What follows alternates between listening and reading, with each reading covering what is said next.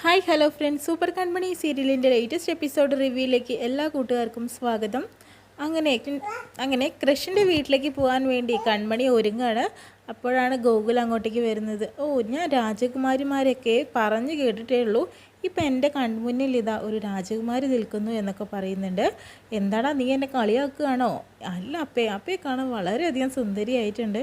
എങ്ങനെയാണ് കൃഷി സാറിന് അപ്പയെ ഇഷ്ടപ്പെടാതിരിക്കുക? ഒരിക്കലും അതിന് ചാൻസേ ഇല്ല. അത്രയും ഭംഗിയായിട്ടുണ്ട് എൻ്റെ അപ്പയെ കാണാനൊക്കെ പറയുന്നുണ്ട്. പിന്നെ എന്തായാലും കൃപചേച്ചിയുടെ കാര്യം ഓർത്ത് തന്നെ അപ്പയ്ക്ക് അങ്ങോട്ടേക്ക് പോകാൻ പറ്റുന്നുണ്ടല്ലോ. എന്തായാലും ഇന്ന് കൃഷി സാറ് അപ്പയെ പ്രപ്പോസ് ചെയ്യുന്നുള്ള കാര്യത്തിൽ ഒരു സംശയമില്ല. എല്ലാവരും അവിടെ വന്നിരിക്കുന്ന എല്ലാവരും അപ്പയായിരിക്കും നോക്കുക. അത്രയും സുന്ദരിയാണല്ലോ എൻ്റെ അപ്പ എന്നൊക്കെ പറയുന്നുണ്ട് കേട്ടോ. അപ്പോഴത്തേനും നീ എന്നെ പുകഴ്ത്തല്ലേടാ, എന്താ അപ്പ എത്രയും പെട്ടെന്ന് തന്നെ കൃഷി സാറിനെ വിവാഹം കഴിച്ച് അങ്ങോട്ട് പോയിക്കോളൂ എന്ന് പറയാണ്. കാരണം അപ്പ പോയി കഴിഞ്ഞാൽ എനിക്ക് വിഷമമൊക്കെ തന്നെയാണ്, പറഞ്ഞിട്ട് കാര്യമില്ല. അപ്പയ്ക്ക് ഒരുപാട് എത്തേണ്ട ഒരാളാണ് അപ്പ. ഇവിടെ കിടന്നാൽ അപ്പയുടെ ജീവിതം തന്നെ ഇല്ലാണ്ടാവും. അപ്പം എത്രയും പെട്ടെന്ന് തിരിച്ചു പൊക്കോളൂ എന്ന രീതിയിലൊക്കെ പറയാട്ടോ ചെയ്യുന്നത്. ആ വരുൺ ചേട്ടനായിട്ടുള്ള കല്യാണം ഞങ്ങൾ എങ്ങനെയെങ്കിലും മുടക്കാം എന്ന് കൃഷി സാർ പ്രപ്പോസ് ചെയ്യുകയാണെങ്കിൽ അപ്പ ഉടനടി എസ് എന്ന് പറഞ്ഞേക്കണം. കാരണം എന്ന് വെച്ചിട്ടുണ്ടെങ്കിൽ ഇനി അത് വൈകിച്ചൂടപ്പേ എന്നൊക്കെ ഗൂഗിൾ പറഞ്ഞു കൊടുക്കുന്നുണ്ട്. നീ ഇല്ലായിരുന്നെങ്കിൽ എനിക്കിവിടെ ആകെ അസ്വസ്ഥതയായിരുന്നു എൻ്റെ മോനെ. നീ ഉള്ളതുകൊണ്ടാണ് എനിക്ക് പിന്നെ ഒരു ആശ്വാസം ഇവിടെ, അല്ലെങ്കിൽ ഞാൻ ഉണ്ടാവാതായിരുന്നേനെ. അങ്ങനെയൊന്നും പറയല്ലേ അപ്പേ.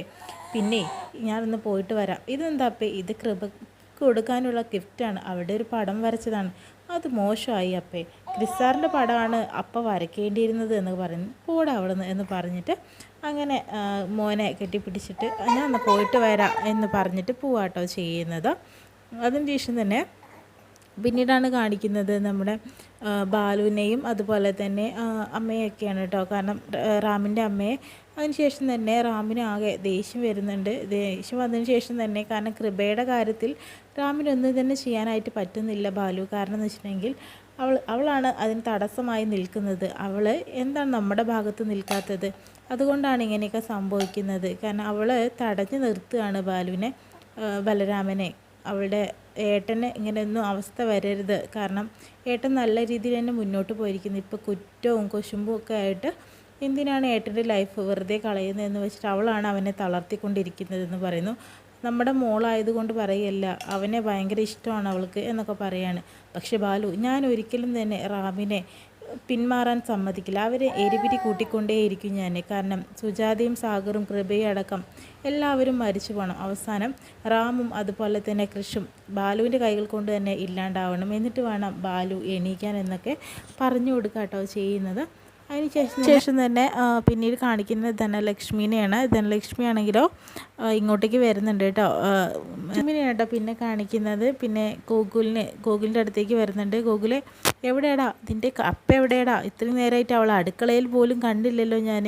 അവളെവിടെ പോയി എന്നൊക്കെ ചോദിച്ചുകൊണ്ട് വരികയാണ്. ഗോകുൽ പറയുന്നുണ്ട്, അപ്പ ഇവിടെ ഇല്ല, അപ്പ പോയി. എങ്ങോട്ടാണ് അവൾ പോയത്? നീ പറ.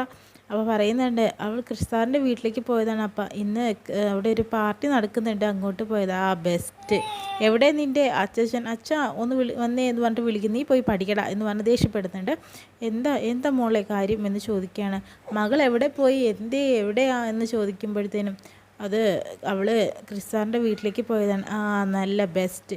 എന്തായാലും അവളുടെ കല്യാണം അർപ്പിച്ചിരിക്കുകയല്ലേ അവളുടെ. എന്നിട്ടാണോ ഈ തൃസന്ധ്യ നേരത്ത് അവളെ പറഞ്ഞയക്കുന്നത്? നല്ല കാര്യമാണോ എന്നൊക്കെ ചോദിക്കുന്നുണ്ട്. അപ്പോഴത്തേനും അമ്മായിമാർ അവിടേക്ക് വരുന്നുണ്ട്. എന്താ ധനലക്ഷ്മി പ്രശ്നം? നിങ്ങൾ കൂടി കേൾക്കാൻ വേണ്ടിയിട്ട് തന്നെയാണ് ഞാൻ പറഞ്ഞത്. ഇത്രയും സന്ധ്യയായി, കല്യാണം ഉറപ്പിച്ചതല്ലേ കൺമണിയുടെ, എന്നിട്ട് കൃഷി സാറിൻ്റെ വീട്ടിലേക്ക് പോയിരിക്കുകയാണോ അവൾ എന്ന് ചോദിക്കും. നല്ല കാര്യമാണോ എന്ന് ചോദിക്കുന്നുണ്ട്. അവൾ എങ്ങോട്ടൊക്കെയാണ് പോയത്? നിങ്ങളുടെ ഏട്ടനല്ലേ ഇവിടെ നിൽക്കുന്നത്, ചോദിച്ചു നോക്ക് എന്ന് പറയുന്നുണ്ട് കേട്ടോ. എന്താ ഏട്ടാ ഈ സമയത്താണ് അവളെ വിടുന്നത്? അപ്പോഴത്തേനും ഗോകുൽ പറയുന്നുണ്ട്, അമ്മായിമാരെ അപ്പ അവിടെ കൃപചേച്ചിയുടെ പാർട്ടി നടക്കുന്നുണ്ട്, അങ്ങോട്ട് പോയതാ. ക്ഷണിച്ചിട്ട് പോയത് തന്നെയാണെന്ന് പറയുന്നത്. അതാണ് ഇപ്പം ഇത്ര വലിയ കാര്യം. അപ്പോൾ ധനലക്ഷ്മി പറയുന്നുണ്ട്, ക്ഷണിച്ചിട്ടൊന്നല്ല, ക്ഷണിപ്പിച്ചിട്ട് പോയതാണെന്ന് പറ. അങ്ങനെയല്ലേ പറയേണ്ടത്. ഈ നാണം ഉണ്ടല്ലോ അവൾക്ക് ഇങ്ങനെ പോകാൻ വേണ്ടിയിട്ട്. എന്തൊരു കഷ്ടം. എത്രയും പെട്ടെന്ന് തന്നെ കല്യാണം കഴിച്ച് വിട്ടാൽ മതിയായിരുന്നു. ഇങ്ങനെ പോയിട്ടുണ്ടെങ്കിൽ കല്യാണം നടക്കുമോ എന്നുള്ളത് തന്നെ സംശയമാണ്. എങ്ങോട്ടൊക്കെ തേണ്ടി തിരിച്ച് പോവല്ലേ രാത്രിയൊക്കെ ചെയ്യുന്നത്. അത് നല്ല കാര്യമാണ്. എന്തായാലും നിങ്ങളൊക്കെ അനുഭവിച്ചേ നല്ലതാവുന്നുള്ളൂ. എന്ന രീതിയിലൊക്കെ ധനലക്ഷ്മിയൊക്കെ പറയുക കേട്ടോ ചെയ്യുന്നത്. അപ്പോൾ ഇതിന് അച്ഛന് ഭയങ്കര വിഷമമാകുന്നുണ്ട്. മകളെ എന്തായാലും ക്രിസ്സാറിൻ്റെ വീട്ടിലേക്ക് കെട്ടിച്ചു കൊടുത്താൽ എത്താ കൊമ്പ് പിടിക്കുകയാണ് മകൾ. അച്ഛനാണെങ്കിൽ സപ്പോർട്ട് ചെയ്ത് നടക്കുകയാണ്. കിട്ടിയ ഒരു ഊട്ടി അല്ലേ, അതല്ലേ നിങ്ങളുടെയൊക്കെ മനസ്സിലിരിപ്പ് എന്ന രീതിയിലൊക്കെ സംസാരിക്കുക കേട്ടോ ചെയ്യുന്നത്. അപ്പോഴത്തേന് അച്ഛന് നല്ല സങ്കടമുണ്ട്. ഐഷ് വീണ്ടും അമ്പലത്തിലാണ് കാണിക്കുന്നത്. കൃഷ് പ്രാർത്ഥിക്കാനായിട്ട് വരുന്നു. കൃപയെക്കുറിച്ച് സംസാരിക്കുന്നുണ്ട്. കാരണം കൃപയ്ക്ക് വയ്യാണ്ടായ മുതൽ എന്നും കൃഷ് ഇങ്ങോട്ടേക്ക് വരാറുണ്ട്, പ്രാർത്ഥിക്കാറുണ്ട്. അപ്പോൾ ഇനി അവൾ നടക്കാൻ തുടങ്ങിയാൽ ഞാൻ ഇങ്ങോട്ട് തന്നെ കൊണ്ടുവരും എന്ന രീതിയിലൊക്കെ സംസാരിച്ചുകൊണ്ടിരിക്കുകയാണ്. ഭഗവാനോട് പ്രാർത്ഥിച്ചുകൊണ്ടിരിക്കുന്ന സമയത്താണ് അവിടേക്ക് കൺമണി വരുന്നത്. കൺമണി വരുമ്പോൾ കാണുമ്പോഴത്തേനും കൃഷ്ണ ഒരുപാട് സന്തോഷമാവാട്ടോ ചെയ്യുന്നത്. കൺമണിക്കാണെങ്കിൽ കൃഷ്ണനെ കാണുമ്പോൾ അതിലേറെ സന്തോഷമാവുന്നുണ്ട്. എന്നിട്ട് സംസാരിക്കുന്നുണ്ട്. ആ കൺമണി വന്നോ? ഞാൻ രാവിലെ വരാൻ വേണ്ടി നിന്നതായിരുന്നു കൺമണി, പക്ഷേ തിരക്ക് കാരണം വരാൻ പറ്റിയില്ല, അതുകൊണ്ടാണ് വൈകിട്ടാക്കിയത്. അതുകൊണ്ട് പ്രാർത്ഥിച്ചിട്ട് പോകാമെന്ന് വിചാരിച്ചു. നമ്മൾ തമ്മിൽ ഇവിടെ 4ാമത്തെ പ്രാവശ്യമാണ് കൃപയുടെ കാര്യത്തിന് വേണ്ടി പ്രാർത്ഥിക്കാനായിട്ട് വന്നതെന്ന് പറയുമ്പോൾ കൺമണിയും പറയുന്നുണ്ട് ഞാനും കൃപയുടെ ആവശ്യത്തിന് തന്നെ വന്നത് എന്നൊക്കെ പറയുന്നുണ്ട്. പിന്നെ കൺമണി എൻ്റെ ഭാര്യയെ ഒരു അമ്മ അന്വേഷിച്ചു എന്ന് പറയുന്നുണ്ട്. സാറിൻ്റെ ഭാര്യയെ? എൻ്റെ ഭാര്യയെ കൺമണിയെ എന്ന് പറയുന്നുണ്ട്. അന്ന് പുടവ കൊണ്ട് തന്നില്ലേ, ആ ഒരു അമ്മ ഇവിടെ വന്നിട്ടുണ്ടായിരുന്നു. ഞാൻ അവിടെ പ്രാർത്ഥിച്ചോടെ നിൽക്കുമ്പോൾ എൻ്റെ ഭാര്യ എവിടെ എന്ന് ചോദിച്ചു. ഞാൻ പറഞ്ഞു ഇപ്പോൾ വരുമെന്ന് പറഞ്ഞു. അവരാണ് ചോദിച്ചതെന്ന് പറയുന്നു. പിന്നെ അവരുടെ മകളുടെ കല്യാണം ഉറപ്പിച്ചു കേട്ടോ. അതിൻ്റെ സന്തോഷം കൂടി അമ്മയ്ക്ക് പറയാനുണ്ടായിരുന്നു. നമ്മളെയും ക്ഷണിച്ചിട്ടുണ്ട്, 2 പേരും കൂടി വരണമെന്ന് പറഞ്ഞിട്ടുണ്ട്.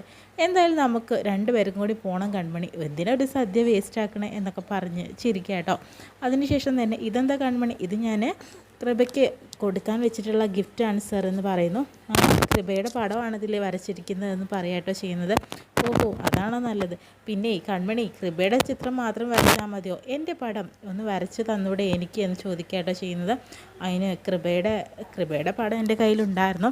സാറിൻ്റെ ചിത്രമൊന്നും എൻ്റെ കയ്യിലില്ലല്ലോ, ഫോട്ടോ ഒന്നും ഇല്ലല്ലോ. എന്തിനാ കൺമണി എൻ്റെ ഫോട്ടോ, കൺമണിയുടെ മനസ്സിലുള്ള എൻ്റെ രൂപം അങ്ങ് വരച്ച് തന്നാൽ പോരെ, അതല്ലേ എനിക്കും സന്തോഷം എന്നൊക്കെ പറയാട്ടോ കൺമണിയോട് കൃഷ്.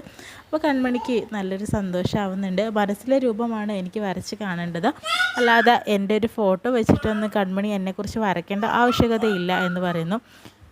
എന്തായാലും കൺമണി എനിക്ക് ഒരുപാട് ഇഷ്ടമാണ്. കാരണം കൺമണിയുടെ രീതികളും പെരുമാറ്റവും വളരെ വ്യത്യസ്തമായിട്ടാണ് തോന്നാറ്. എപ്പോഴും എല്ലാവരുടെയും മനസ്സ് കവരാനുള്ള ഒരു പ്രത്യേകതരം കഴിവ് തനിക്കുണ്ട്. അതാണ് ഞങ്ങളെയൊക്കെ വീഴ്ത്തിയത് ശരിക്കും പറഞ്ഞു കഴിഞ്ഞാൽ. കൺമണി എന്തായാലും എനിക്ക് ഒത്തിരി ഇഷ്ടമാണെന്ന രീതിയിലൊക്കെ കൃഷ് കൺമണിയെക്കുറിച്ച് അവിടെ പറയുകയാണ്. അപ്പോഴത്തേനും കൺമണിക്ക് തന്നെ ഒരുപാട് സന്തോഷമാവുന്നുണ്ട് കേട്ടോ. കാരണം ആ ഒരു സമ്മാനം കൊടുക്കുന്ന സമയത്ത് തന്നെ കൃഷ് അത് വാങ്ങിക്കണമൊക്കെ ഉണ്ട്. എന്നിട്ടാണ് പറയുന്നത് എൻ്റെ പടവും കൂടി വരച്ച് തരില്ലേ കൺമണി എന്ന രീതിയിലൊക്കെ. അപ്പോഴത്തേനും ഒരുപാട് സന്തോഷമാവുന്നുണ്ട്. എന്നിട്ട് കൃഷ് അങ്ങോട്ടേക്ക് മാറിപ്പോവുകയാണ്. അപ്പോൾ കൺമണിയുടെയും അതുപോലെ തന്നെ കൃഷിൻ്റെ മനസ്സിൽ ഇപ്പോഴും തന്നെ ഒരു സ്നേഹം ഉണ്ട്. അതുകൊണ്ടാണ് അവർ പരസ്പരം കാണുമ്പോഴത്തേനും എന്തൊക്കെയോ മറച്ചു പിടിക്കുന്നത് പോലെ ആയിട്ടാണ് കേട്ടോ കാണിക്കുന്നത്. ഇത്രയും കാണിച്ചുകൊണ്ടാണ് ഇന്നത്തെ എപ്പിസോഡ് വിശേഷങ്ങൾ.